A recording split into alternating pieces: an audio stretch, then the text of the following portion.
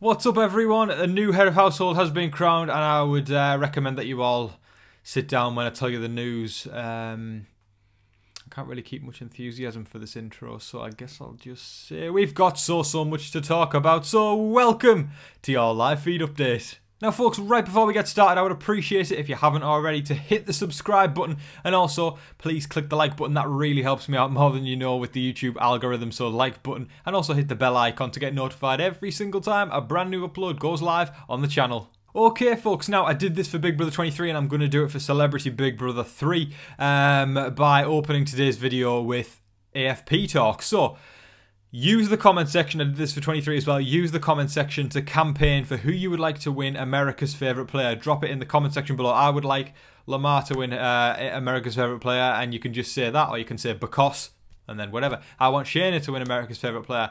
I want Chris Kattan. I'm saying all my favourites here, but of course it can be anybody you want. It could even be Todrick or Misha. I haven't got much more to say on that one, but it can be if you want it to be.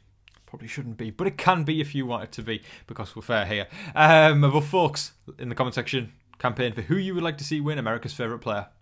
Right, jumping into the head of household, and like I said at the start, y'all might want it. I feel like the police, you know, going into someone's house to tell them some news.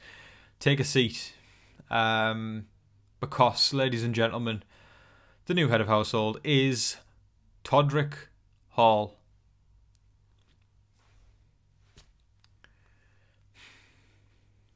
There you go, folks. Todrick Hall is the new head of household.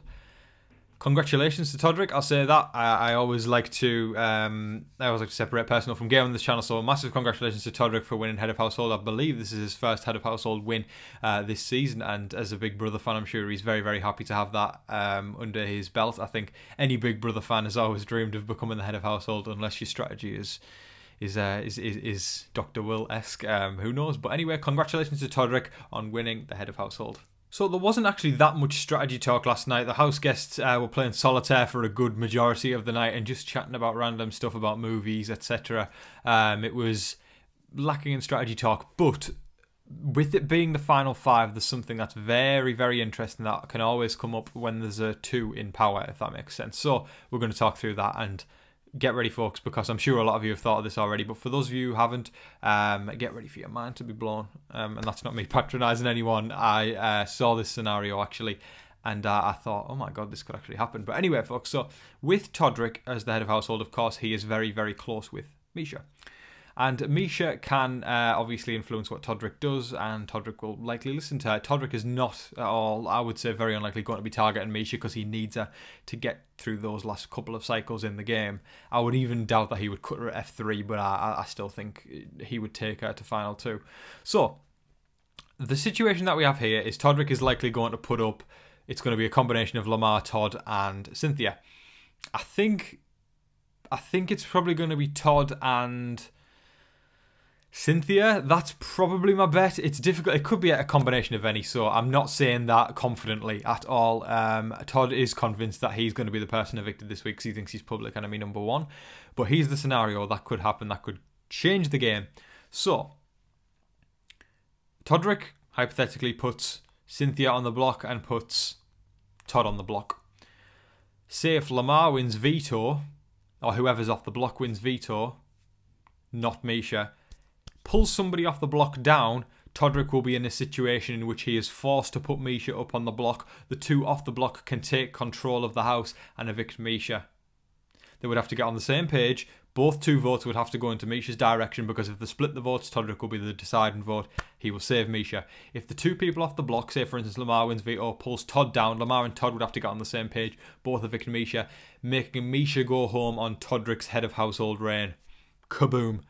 Now, that is something that I would like to see, because it just makes it more interesting as a viewer. And also, I mean, it would just be kind of crazy to see somebody's closest ally go home on their head of household reign. We've kind of seen that with Carson and Shayna. It wasn't the closest, but it was somebody who had his back, and it was frustrating as hell to watch, and it was terrible gameplay. This would be interesting if they could, if the minority can flip what is going on. Well, I say the minority, actually. I feel like, you know, it's the people who aren't in power can flip the power, if that makes sense, by taking him out and taking Misha out, and then Todrick can't even compete in head of household going into next week. So then that would leave a situation in which one of them three becomes the head of household. Todrick is the target for everybody, and all Todrick has to, the only thing Todrick can do to stay is by winning the power of veto. So yeah, that's going to be an interesting one. The house could literally be flipped over these next few days. That's the thing with Big Brother. There's always a bit of hope for the people who think that they are down and out, and that's why you've always got to remain determined and resilient and not give up when you're in the house. And that's just me looking from their perspective. Todrick and Misha's side of things, their biggest aim this week is to win the power of veto, because if they don't, it could likely backfire for them, and something could go terribly wrong for their game. And I do think one of them will win the veto because they've shown that they're capable of doing it. They're really, Lamar, Cynthia and Todd need to get their heads together and come up with some kind of game plan if they want to make it a little bit further in this game and flip the script slightly, because at the moment it's looking like it's not going to happen. But I would like to hear everybody's thoughts on that situation. Would you all actually like to see that happen? And would you like to see the old switcheroo in which Misha would go home on Todrick's situation? Because I just think it would be grand TV. I just think it would be great to watch, and it'd be interesting as well. I think especially if the veto competition plays out live next week, which I'm assuming it is going to.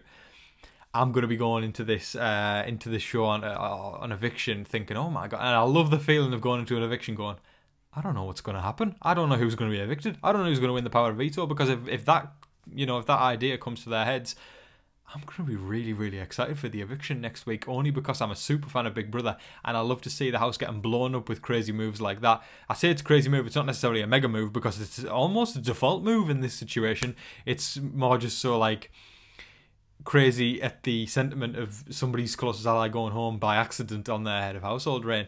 There is a phrase that Sandra Diaz twined for the Survivor fans out there. Sandra is the only person to have won Survivor twice, bar Tony, who won an all-winners season.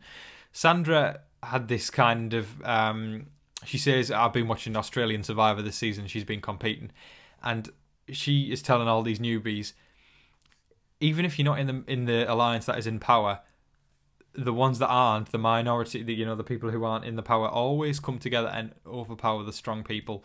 And in Survivor, that's kind of true. 9 times out of 10, that does happen. And this could be one of those situations this week in which Todd, Lamar and Cynthia, who haven't got the power, come together and they overpower the strong.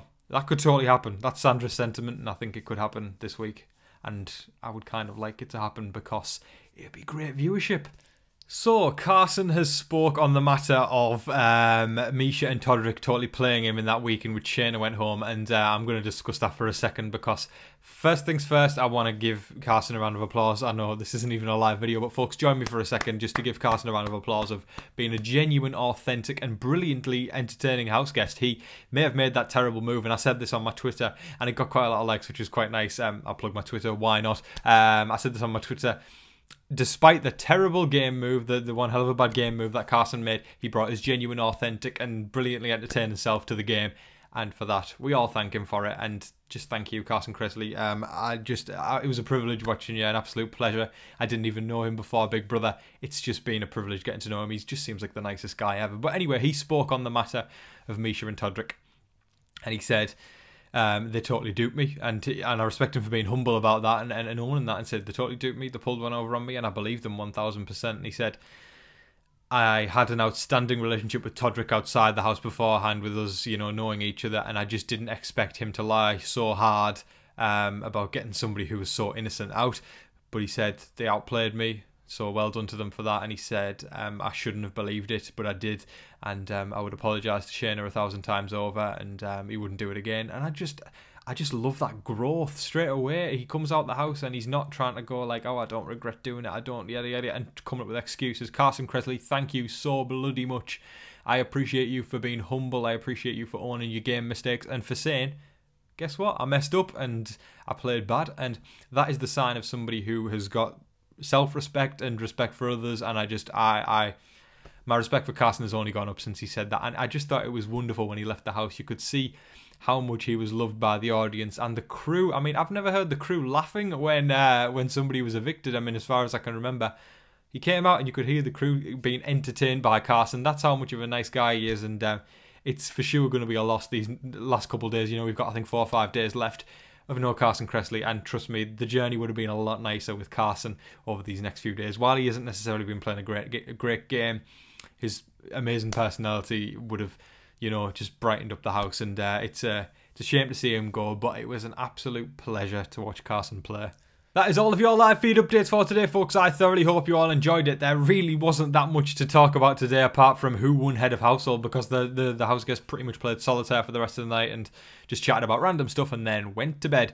So yeah, folks, I mean, let me know how you feel about Todrick as the new head of household. Who would you like to see win America's favourite player campaign in the comment section below? And also, how did you feel about Carson's eviction? I was sad to see him go. I'd love to hear everybody else's thoughts. There's so much to talk about, folks, so let me know your thoughts in the comments section below. But folks, thank you. I've said folks about 15 million times, and I'm going to say it once more. Folks, thank you so much for watching. I appreciate every single last one of you, especially yesterday. I mean, the support that you all gave me, just it came out in abundances, and I just appreciate it very much. I've seen pretty much all of the comments, and I'm going to go through and like some and reply to some. I apologise if I can't get around to your comment. There is a lot of them, and that's not me being, you know, look at me, I've got too many comments to reply to. There is a lot to go through, and I try to get on top of as many as I can. But folks, thank you so much. It just means the world to me, so thank you. I hope that you're all staying safe, staying positive, and staying healthy out there. And remember to be kind to one another. But folks, in the meantime, please don't forget to like, share, comment, and subscribe. Do all of that good stuff. But until your next live feed update, I've been your host, Tom Vasey. Good night.